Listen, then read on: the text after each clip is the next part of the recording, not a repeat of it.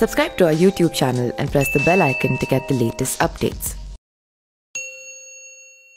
रावण एक अहंकारी और ताकतवर राजा था। उसे सत्ता का इतना घमंड था कि वो हर राज्य को जीतकर अपनी लंका में मिलाना चाहता था। उसने राजा कालकेय के राज्य पर भी अपनी दृष्टि डाली और उसे अपने में मिलाने के लिए युद्ध किया। राजा कालकेय का सेनापति विद्युतजिह्व था। रावण को जब राज्य प्राप्त हो गया तो उसने कालकेय का वध कर दिया और सेनापति विद्युतजिह्व का भी वध कर दिया। ऐसा माना जाता है कि शूर्पणखा और किसी नहीं बल्कि इसी विद्युतजिह्व की ही पत्नी थी और उससे प्रेम करती थी। इसके बाद भी रावण ने अपने बहन के पति को नहीं छोड़ा और उसका वध कर दिया। जब शूर्पणखा को अपने पति के वध की खबर मिली तो भयंकर क्रोधित हो गई। वो दुख से विलाप करने लगी। उसे अपने भाई पर प्रचंड क्रोध आया और उसने श्राप दिया कि मेरे ही कारण तुम्हारा सर्वनाश होगा।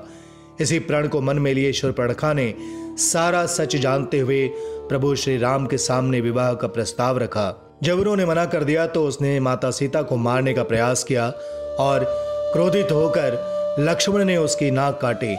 इसके बाद शूर्पणखा रावण के पास गई और सारा दुख बताया।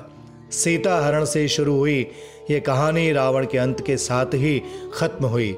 शूर्पणखा को रावण की मृत्यु के बाद भी संतोष नहीं मिला। प्रभु श्री राम माता सीता और लक्ष्मण के साथ अयोध्या लौट आए।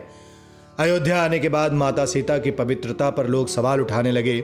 इसके बाद माता सीता ने अपने गर्भ में बालक धारण किए, महल छोड़ दिया और वन में आ गईं। यहाँ उन्हें वाल्मीकि उन्हें अपने साथ ले गए। माता सीता एक घरेलू स्त्री की तरह सारा काम करती थीं और अपना जीवन व्यतीत करती थीं। एक दिन उनकी मुलाकात शूर्पणखा से हुई। शूर्पणखा सीता माता को देखकर उनका उपहास करने लगी। वो चाहती थी कि सीता दुखी हो। उन्हें प्रसन्न देखकर उसका मन खराब होने लगा। उसने सीता माता को बहुत कुछ सुनाया। माँ सीता ने सब कुछ सुना और शूर्पणखा को समझाते हुए कहा कि रावण कुल का पूरा सर्वनाश हो गया, लेकिन तुम्हारे मन में अभी भी शांति नहीं आई।